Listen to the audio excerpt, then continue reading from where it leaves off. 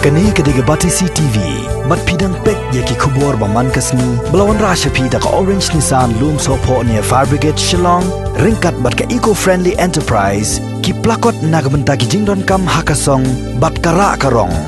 Ki jing penbena nagamenta COVID-19 na Meghalaya, sementara si layo sagawe ke kes. Mendala long baro sautuli ki active case ke state Meghalaya. Ki belajem ki long saufu argut nangta de total case baro ko mangidon na Meghalaya ke long saufu nyo.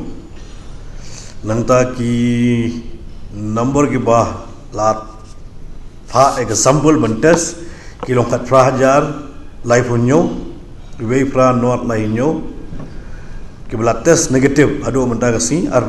Jun ki long kat nyo hajar nyo spa sau Uwei nyo sau Uwei ki bedang up pade ke test ado menta ke report ke long aspa sanpo but kaba ki balawan na jabar ado menta ki long kat pra hajar lai spa sanpo pra titai ba mentaksi Uwei active case ide napo Ribhoi district kum gejing tip kejongi menta iwan hak arab sautrik ujun hapo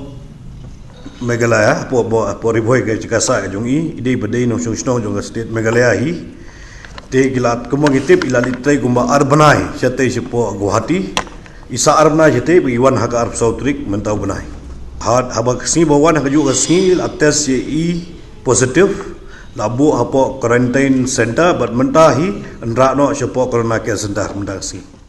commissioners hapo jongga jela ka jongi but ya ki SOPs protocols nakalian ka sarkar kala penkre ban isu menta syabro ki deputy commissioners bakin sngau bha ban le ya ka badon kam kata kade ka wei ka rai ka bangia shim menta ka sngi ngio i bakato ka case positive case ka bangio meneru nang thena Ribhoi district utu samla udei uba usyong chati sipo asam la kumba arbanai bat ka baar undei tangkata undei tam usyong hapo asam arbanai hagwati udei ru unongkit ubanya kali ubakit ya kane kadut ban supply dut chati sipo asam te adin bangyo i yakini ki na kata kadao na kaliang jok sarkar ka ai biang ya ko order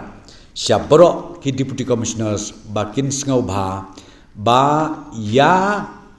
ka jinglet syabar jok jelaru kandon biang ke restriction kenang ba ki paj ba jongi kenong save